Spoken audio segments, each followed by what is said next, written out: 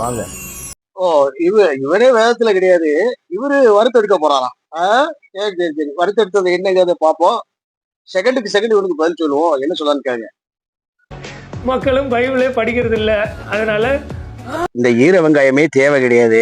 மக்கள் படிச்சாங்களா இல்லையாங்கிறத வேற விட, நீ பைபிள படிச்சிருக்கியா? பொதுவாகவே அறிவு இருக்கா, வேத அறிவு இருக்கா, அல்லது வாசிப்பியா அப்படின்னு கேட்டா, நீ வாசிக்காமலே மற்றவர்களை பொய்யன் அப்படின்னு சொல்லுவ. பகுப்பாய்வே தெரியாது உனக்கு. அப்படிங்கும்போது நீ சொல்லக்கூடிய கருத்துக்களை எப்படி ஏற்றுக்கொள்ள முடியும்? சரி, மேல என்ன சொல்றாங்க, ஃபாதர் என்ன சொல்றாரு அப்படிங்கறத கேட்போம். எங்க போப்பாண்டவரை தேர்ந்தெடுக்கிறதெல்லாம் பைபிள்ல இருக்கான்னு கேட்பாங்க. ஏன்னா அவங்க எடுத்த உடனே எதாவது கேட்பாங்க, பைபிள்ல இருக்கா, பைபிள்ல இருக்கா அப்படின்னு கேட்டீங்கன்னா, ஒரு போப்பை தேர்ந்தெடுத்தா வசனம் கேட்கிறாங்க, பைபிள்ல எங்க இருக்கு வசனம் அப்படின்னு கேட்கும் பொழுது அதற்கு பதில் என்ன சொல்றாப்புல அப்படின்னு கேளுங்க. கேட்பாங்க, பைபிள் இருக்கா, பைபிள் இருக்கான்னு கேட்காம இந்த ஃபாதர் எழுதின நோட்.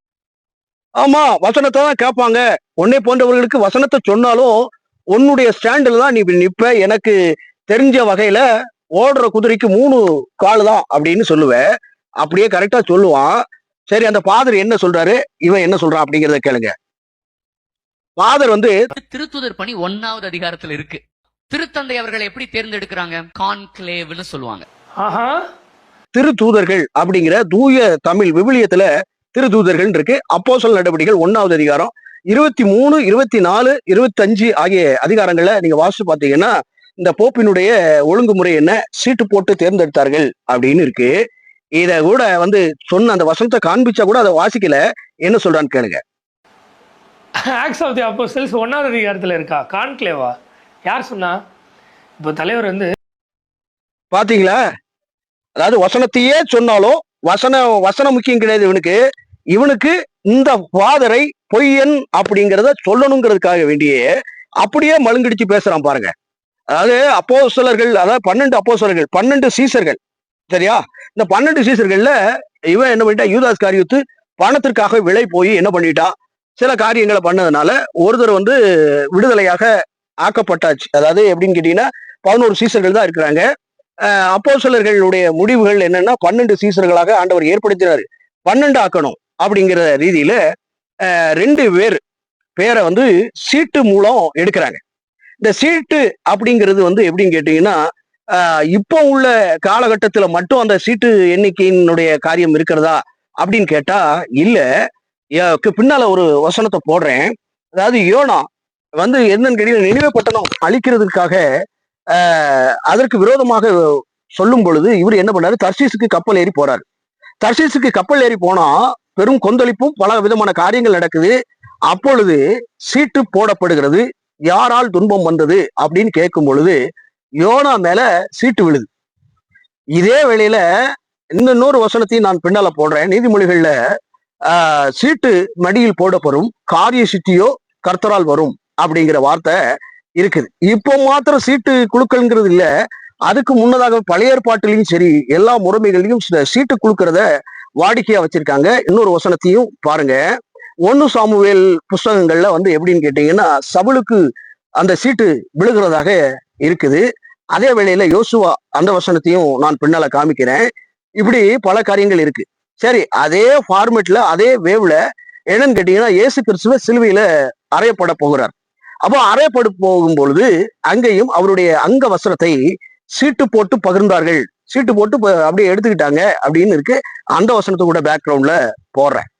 இப்போ ஆரம்ப A to Z ஆல்பாபெட்டிக்கலா யூதர்களுடைய காரியங்கள்ல எல்லாமே இந்த காரிய சித்திய ஒரு காரியம் நடைபெற பெற வேண்டும் என்றால் யாரை குறிக்கணுமோ சீட்டு போட்டு இது பண்ணுவாங்க, வைப்பாங்க. முறையாக 2 திறமை வாய்ந்தவர்கள் இருப்பாங்க. அந்த திறமை வாய்ந்தவர்கள்ல யாரை தேர்ந்தெடுக்கணுங்கிறத ஆரம்ப கால கட்டத்துல இருந்து இந்த சீட்டு குழுக்கிறத வழக்கமா வச்சிருக்காங்க. பழைய ஏற்பாடாக இருக்கட்டும், புதிய ஏற்பாடாக இருக்கட்டும், இதுல சீட்டு குழுக்கிறத வழக்கமாக வாடிக்கையாக வச்சிருந்தாங்க. இப்ப இயேசு கிறிஸ்துவ சிலுவையில அறுந்தப்பறம் அவருடைய இதை சீட்டு குலுக்கி போட்டாங்க அப்படின்றது. அப்போ இந்த 12 சீசர்கள்ல ஒருவன் யோவான் என்ன சொல்றது, யூதாஸ் காரியத்தை செத்து போனான், மரித்து போனான், அவருக்கு பதிலாக அதை சமன் செய்ய வேண்டும் என்பதற்காக மத்தியா பேர்ல விழுது ஜெபம் பண்ணினார்கள் இருக்கு. அந்த வசனத்தை கூட பின்னால போடுவோம். அப்போ பாருங்க, இப்படிப்பட்ட கால சூழ்நிலைகள்ல இருக்கும் பொழுது ஒரு அப்போஸ்தலர் அப்படின்னு சொன்னா அந்த அப்போஸ்தலருக்கு விளக்கத்தையும் நாம பின்னால போடுறேன். அப்போஸ்தலர்கள் என்றால் என்ன அப்படின்னா, இயேசு கிறிஸ்துவானவர் பிதாவினால் அனுப்பப்பட்டவர், சீசர்கள் இயேசு கிறிஸ்துவால் அனுப்பப்பட்டவர்கள். அதாவது எப்படின்னு கேட்டீங்கன்னா, வல்லமை வரங்களை கொடுத்து பலவிதமான காரியங்களையும் கொடுத்து பரிசுத்த ஆவியானவர் உங்களுக்குள்ள வருவாரு, உங்களை தேற்றறிவானே சத்தியத்துக்குள்ளே நடத்துவார் அப்படின்னு சொல்லி எல்லாத்தையும் அதிகாரத்தை அப்படியே கொடுக்கிறாரு. என்னை விசுவாசிக்கிறவன் என்னிலும் அதிகமான கிரியை செய்வான் அப்படின்னு சொல்லி மத்தேயு எழுதின சுவிசேஷம் 28வது அதிகாரம் 18, 19, 20 ஆகிய வசனங்கள்ல உலகமெங்கும் போய் அப்படின்னு சொல்லி வரங்களை கொடுத்து பலவிதமான காரியங்களை கொடுத்து அப்போஸ்தலர்களாக மாற்றினார்னு இருக்கு. சரிங்களா? ஒரு அப்போஸ்தலர், பிரதான அப்போஸ்தலரா மாத்துறாங்க. அதுல ஒருத்தன் விடுபடுறான். அதுக்கு அடுத்ததாக அந்த ஸ்டேஜுக்கு அந்த இதுக்கு ஒரு ஆளை நியமிக்கும் பொழுது அதுல இதா இருக்கு வைக்க.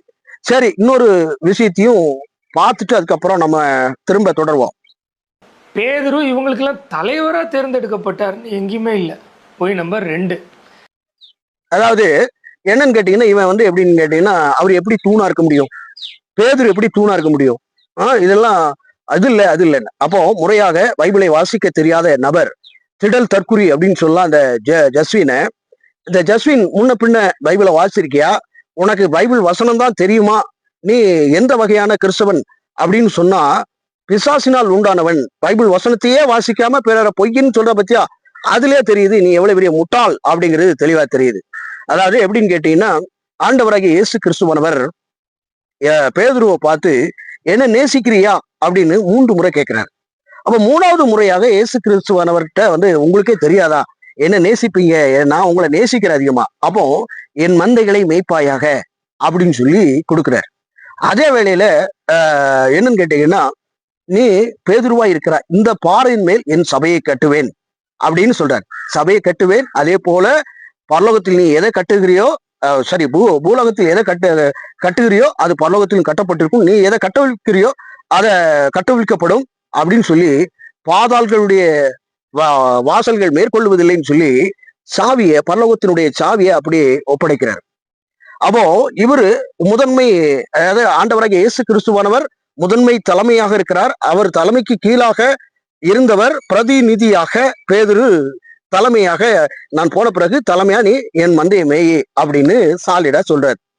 சாலிடா சொல்லிட்டு அடுத்தடுத்த கட்டங்கள்ல பரலோகத்தின் திறவுகோலை கொடுக்கிறார். அப்போ ஒரு மனிதன் இருக்கிறான் அப்படின்னு சொன்னா அவன் கையில பொறுப்போட பல வரங்களையும் கொடுத்து சாவியை கொடுத்தா, ஒரு வீட்டினுடைய சாவியை கொடுத்தாங்கன்னா அதற்கு பொறுப்பு அங்கம் வகிப்பவர் யார் அப்படின்னு கேட்டீங்கன்னா பேதுரு தான் இது பண்ணணும், வைக்கணும். ஒருத்தர் கையில சாவியை கொடுத்தா அவங்கள்ட்ட என்ன பண்ணணும்? அவங்கள்ட்ட தான் கணக்கு கேட்க முடியும், அவங்கள்ட்ட தான் எல்லா காரியங்களும் வைக்க முடியும். அப்போ எல்லாத்தையும் கொடுக்கப்படுகிற ஆவிக்குரிய தலைமை அப்படின்னு சொல்லலாம். பேதுரு அப்படியே தலைமை ஏற்கப்பட்டு என்ன பண்றாரு? வழி நடத்தி போறாரு. அப்படி பல காரியங்கள் போனாலும் ஒருவரில் ஒருவர் பெரியவனாக சிறியவனாக இல்லாமல் எல்லாரும் ஒரே மனதோடு ஒரு ஏக காரியங்களோடு கூட பயணிச்சாங்கன்னு இருக்கு. இதுல 2 தூண்கள் இருக்காங்க. ஒண்ணு பேதுரு, 2வது யாக்கோபு. இந்த 2 பேர் தான் தூணாக இருக்கிறாங்க. சரிங்களா? அப்படியே வழி நடத்தி கொண்டு போறாங்க. ஆவிக்குரிய பிரகாரமாக ஒவ்வொரு காரியங்களையும் பண்றாங்க. இப்போ அப்போஸ்தலர்கள்னா அனுப்பப்பட்டவர்கள். அதுக்கு அடுத்த செக்மெண்ட் என்னன்னு கேட்டீங்கன்னா திருதூதர்கள், தூதுவர்கள். அதே போல அவர்கள் வந்து திரு தந்தையர்கள் அப்படின்னு சொல்லலாம். தந்தைமார்கள் அப்படி ஆவிக்குரிய தந்தைமார்கள், திரு தந்தையர்கள் அப்படிங்கிறது பொறுப்பு. இதே போல இந்த போப் அப்படிங்கிறது வந்து என்ன? சர்வெண்ட் ஆஃப் சர்வெண்ட் அப்படிங்கிற அர்த்தம். சர்வெண்ட்டுக்குள்ள சர்வெண்ட் அப்படிங்கிறது அர்த்தம். இதுல 12 கர்னல், இவங்களை தேர்ந்தெடுக்கிறதுக்கே 12 பேர் குழுக்கள் இருக்கின்றன. இதுல வந்து நற்சாட்சி பெற்றவர்களை அறிஞ்சு ஆவியானவர் துணை கொண்டு ஒவ்வொருத்தரையும் ஆர்கனைஸ் பண்றாங்க. போப்புங்கிறது ஒரு தலைமை கீழே பல கிளை சபைகள், பல மறை மாவட்டங்கள், இப்படி பலதரப்பட்ட பல நாடுகளுக்கு ஒரே தலைமையாக இருக்கிறாரு. பேதுருவின் வாரிசாக பேதுரு எப்படி நடந்து இது பண்ணாரோ வச்சாரோ அத்தனை காரியங்களுக்கும் ஊடாக பயணிச்சாரோ அப்படி போப் திகழ்கிறார். அவரு அந்த ஸ்டேஜுக்கு வர்றதுக்கு என்ன பண்ணிப்ப, முதல்ல சீசரா சுவிசேஷகனா இருந்திருக்கணும். அவர் நற்சாட்சி பெற்று ஒவ்வொரு கேட்டகரிஸ் வேஸா பயணிச்சு போப்பா வந்திருக்கிறார். சரிங்களா? அப்போ இவன் என்ன சொல்றான் அப்படின்னு கேட்டீங்கன்னா, பேதுருவை தூண் இல்லைன்றான், தலைமை இல்லைங்கிறான், அதுக்கு அடுத்ததாக போப்புங்கிற வார்த்தையே இல்லை அப்படின்னு சொல்றான். இப்ப எபேசியர் 4:13 வாசிங்க. அதாவது சிலரை அப்போஸ்தலராகவும், சிலரை மேய்ப்பராகவும், சிலரை போதகர்களாகவும், சிலரை இறைவாக்கினர் தீர்க்கதரிசிகளாகவும் சுவிசேஷர்களாகவும் ஏற்படுத்தினார் அப்படின்னு. அதே வேளையில இன்னொரு இணைவசனத்தை பார்த்தோம் அப்படின்னு சொன்னா, சகல ஆளுமைகளையும் கவர்னன்ட், இவ்வளவு காரியங்கள், சுவிசேஷகர், போதகர், அப்புறம் தீர்க்கதரிசிகள், இப்படி பல காரியங்கள் ஊடாக சபையில இது பண்றாரு, வைக்கிறார். ஆனால் இவர் ஒரு படிப்பறிவே இல்லை இவனுக்கு. முறையாக பைபிளை வாசிக்காமல் இவ்வளவு காரியங்கள், அதாவது தீர்க்கதரிசிகளை ஏற்படுத்துறாரு, சிலரை அப்போஸ்தலராக ஏற்படுத்துறாரு, சிலரை மெய்ப்பராக ஏற்படுத்துறாரு, சிலரை பல ஆளுகைக்குள்ள இதாக வைக்குது. இவன் என்னன்னு கேட்டீங்கன்னா எல்லாமே ஒண்ணுதான் அப்படிங்கிற மாதிரி சொல்லிடுறான். அதையும் கேளுங்க. ஷெப்பர்ட் ரோல் எல்லாம் ஒண்ணுதான். ஷெப்பர்டு, ஓவர்சியர் வேற இருக்கு பாருங்க. மேய்ப்பன் ரோலும் போப்பு ரோலும் எல்லாம் ஒண்ணுதான் அப்படின்னு சொல்றான். அப்படியானால் எபேசியர் 4:13 சொல்லுகிறபடி சிலரை அப்படின்னு ஏன் தனித்தனி பாட்டா ஏன் பவுல் இது பண்ணாரு, வச்சாரு? பரிசுத்த ஆவியானவர் போய் சொல்லிட்டாரா? எல்லாரும் தீர்க்க தரிசனம் உரைக்கிறவங்களா அப்படின்னு சொல்லி கொரிந்தியர்லயும் எழுதப்பட்டு இருக்கிறது. இப்படி பல காரியங்கள் இருக்க, எல்லாமே மேய்ப்பன்கிறது ஒரே ரோலு, அதுக்கு அடுத்ததாக போப்புங்கிறது ஒரே ரோலு, ஒவ்வொன்றும் எல்லாம் ஒண்ணுதான் அப்படின்னு நீ சொல்றதுன்னா, அதாவது எப்படின்னு கேட்டீங்கன்னா, ஒருத்தன் வந்து குழந்தையா இருக்கான், அந்த குழந்தையும் இந்த 40 வயது இளம் வாலிபனும் ஒண்ணுதான் அப்படின்னு சொல்ற மாதிரி இருக்கு. புரியுதுங்களா இல்லையா? ஒரு விஷயத்த இப்போ அப்போஸ்தலர்கள்னா அனுப்பப்பட்டவர்கள், திருதூதர்கள், எல்லா பணிகளையும் செய்யக்கூடியவங்க, சபைகளை ஏற்படுத்துறவங்க, இப்படி பல காரியங்கள் இருக்கு. சரியா? இது அப்போஸ்தலர்கள் கண்டம் விட்டு கண்டம் போவாங்க, சபைகளை ஏற்படுத்தி அவங்க ஒரு 10 சபை, ஒரு 50 சபை, 60 சபையை ஏற்படுத்தி அதுக்கு ஒரு தலைமைத்துவத்தை, முறையான மூல சுவிசேஷத்தை, மூல என்ன சொல்றது, உபதேசத்தை கருத்தாக கொண்டு போய் என்ன பண்ணுவாங்க, ஒவ்வொருத்தரையும் நிர்ணயம் பண்ணுகிறவர்கள். அந்த சபையில மேய்ப்பர்களை தேர்ந்தெடுக்கிறது மேய்ப்பர். அதுக்கு அடுத்ததாக கீழே தலைவர், எல்டர்ஸ் இருக்காங்க இல்லையா? அந்த எல்டர்ஸ்ங்கிறவங்க வந்து எப்படின்னு கேட்டீங்கன்னா நிர்வாக பொறுப்புகள். இப்போ கோவில் குட்டியார் அப்படின்னு சொல்லக்கூடிய கோவில் குட்டியார்கள்லாம் இருப்பாங்க. அதுக்கு அடுத்தாக்கல ஒவ்வொரு கிரேடுக்கும் ஒவ்வொரு பதவிகளை கொடுத்து வச்சிருப்பாங்க. அவர்களுடைய ஆவிக்குரிய பிரகாரத்துக்கு அடிப்படையில ஒவ்வொருத்தருக்கும் ஒவ்வொரு கேட்டகரிஸ் வேஸ்ல அவங்களுக்கு பேர் இருக்கும். சரியா? இப்போ அப்போஸ்தலர் என்ன பண்றாரு, கண்டம் விட்டு கண்டம் போறாரு, நாடு விட்டு நாடு போறாரு. இப்போ தோமாவே எடுத்துக்கொள்ளுங்களேன். இந்தியாவை பொறுத்தளவுல அவரு கிட்டத்தட்ட 7 சபைக்கு மேல அவரு இது பண்ணியிருக்காரு, வச்சிருக்காரு. அதே வேளையில அவரு கிளை சபைகளும் மற்ற காரியங்களையும் வச்சு தலைமைத்துவமாக தோமா இருந்தாரு. எல்லா பக்கமும் அவரு சபைகளை நிறுவி இயேசு கிறிஸ்துவை அறிவிச்சு மூல உபதேசத்தை கொண்டு போனாங்க. அப்படியே கொண்டு போய் சபைகளை ஏற்படுத்தினாங்க. அதே போல பல மிஷினரிகளும் என்ன பண்ணாங்க, வந்து சுவிசேஷத்தை அறிவிச்சு ஒவ்வொருத்தரையும் இது பண்ணாங்க. இப்ப மேய்ப்பன்கிற ரோல் என்ன ரோல் அப்படின்னு சொன்னா, சுவிசேஷகர், அப்போஸ்தலர்கள், இப்படி பல பதவிகள் இருக்குல்ல. சுவிசேஷகர்கள் நற்செய்தியை சொல்லி சபையில வந்து இந்த சபைக்கு போங்க, அங்கீகாரம் பெற்ற சபை அப்படின்னு சொல்லி, அங்க மேய்ப்பர்கள்ங்கிறவர் பாஸ்டர் அவர் என்ன பண்ணுவார் அப்படின்னு கேட்டீங்கன்னா, கிட்டத்தட்ட ஒரு 500 பேர் இருக்காங்க. மேய்ப்பன் எந்த ரோல்ல இது பண்ணாரு, அந்த ரோல் என்னன்னா, ஒரு ஆடு மேய்க்கிறவர் இருக்காருன்னு வைங்களேன். அவர் வந்து என்னன்னு கேட்டீங்கன்னா, சும்மா வெட்டாந்தரையில கொண்டு போய் ஆட்டை விட மாட்டாரு. நல்ல புல் இருக்கக்கூடிய இடத்துல, தண்ணீர் இருக்கிற இடத்துல அவர் ஆட்டை கொண்டு போவாரு, பத்திரப்படுத்துவாரு. ஏதாவது சிங்கம் வருதோ அல்லது ஏதோ ஒண்ணு, ஓனாயோ அல்லது ஏதோ வந்து கடிக்காத ஒன்றும் ரொம்ப சென்சிட்டிவா அந்த ஆட்டை கவனிச்சு பார்ப்பாரு, வைப்பாரு. ஆட்டை தன்னுடைய சொந்த என்ன சொல்ல, சொந்த ரத்தமாகவே பார்ப்பாரு, சொந்த என்ன சொல்ல, சொந்த பிள்ளையாகவே பார்த்து ஆடுகள் எல்லாம் இது பண்ணுவாரு, வைப்பாரு, எச்சரிக்கை கொடுப்பாரு. ஏதாவது பிரச்சனை வேற எங்கேயாவது போகுது அப்படின்னா, இடம் மாறி போச்சு அப்படின்னு சொன்னா உடனே என்ன பண்ணுவாரு அப்படின்னா, லேசா கல்ல தூக்கி போட்டு அந்த பாதைக்கு போகாத அப்படின்னு சொல்லுவார் இல்லையா? அதே ஃபார்மெட்ல சபைகள்ல மேய்ப்பர் என்ன பண்றாரு, இந்த மேய்ப்பருடைய ரோல் அப்படிப்பட்ட ரோல், புரியுதுங்களா? சத்தியத்துக்குள்ள நடத்துவாரு. அதுக்கு அடுத்ததாக இடல் அடையாதபடிக்கு மந்தைகளை மாதிரியார் பண்ணுவாரு. அதாவது 1 பேதுரு 5வது அதிகாரம் 1ல இருந்து சிலதை வாசிங்கன்னா, மூப்பருக்கு உடன் மூப்பன் எழுதுனது அப்படின்னு சொல்லி பேதுரு சொல்றாரு. மூப்பன்னு அவர் அறிவிக்கிறார். அதே வேளையில அவர் தூணிடப்பட்ட பேதுரு அப்படின்னு அவர் பேரு. அவர் எல்லாரையுமே பிள்ளைகளாக கருதினாரு, திரு தந்தையாகவே இது பண்ணாரு, வச்சாரு. அதே வேளையில 1 யோவான் 2வது அதிகாரங்கள்ல 1வது வசனத்துல வாசிங்க, என் பிள்ளைகளே அப்படின்னு சொல்றாரு. அப்போ திரு தந்தையாகவே அப்படி சொல்றாரு. பவுலும் அதே போல என் பிள்ளைகளே அப்படின்னு சொல்றாரு.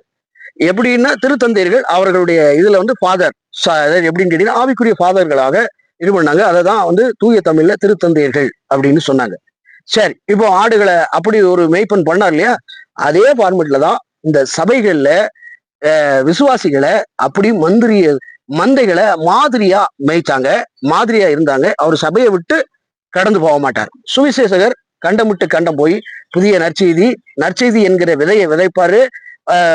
பல சபைகளை நிர்ணயம் பண்ணுவார், வைப்பாரு. அப்படிதான் பேதுரு பண்ணாரு, அப்படிதான் பவுல் பண்ணாரு. பல நிருபங்களை எழுந்தது, பல சபைகளை ஏற்படுத்தி அவர் தலைமையா இருந்தாரு. அவர் தலைமையா இருந்துதான் ஒவ்வொரு ஆலோசனையும் ஒவ்வொரு நிருபங்களையும் எபேசி சபைக்கா இருக்கட்டும், அது கொரிந்தியன் சபைக்கா இருக்கட்டும், மற்ற தெசலோனிக்க சபையா இருக்கட்டும், எந்த சபைகளுக்கும் அவர் எழுதுகிறது என்னவென்றால் அப்படின்னா அவர் தலைமையா இருக்காரு. இந்த ரூல்ஸ் அண்ட் ரெகுலேஷனை நீ ஸ்ட்ரிக்டா ஃபாலோ பண்ணணும். சோ யாரு இதா இருக்காரு? பிஷப்பா இருக்காரு. பிஷப்பா இருக்கிற போப்பா இருக்கிற, அதாவது அவர்தான் ஆவிக்குரிய தந்தையாக இருக்கிறார். சரிங்களா? சபையை ஏற்படுத்தினவர் அவர்தான். சரிங்களா? அவரு தீமோத்தேயுக்கு எழுதுறாரு, எப்பா சபையில கண்காணிய பிஷப்பை ஏற்படுத்துறேன்னா பிஷப்பு அந்த ரோலும் என்ன அப்படின்னா, பிஷப் அப்படிங்கிறது ஒரு கிரேடு, கண்காணிப்பு செய்கிறவர். கண்காணிப்ப எல்லாத்தையும் கரெக்டா ஒரு மேற்பார்வையாளர் அப்படின்னு சொல்லலாம், அல்லது சூப்பர்வைசர்னு சொல்லலாம். சோ இதெல்லாம் ஏற்படுத்தும் போது ரொம்ப கவனம் செலுத்து.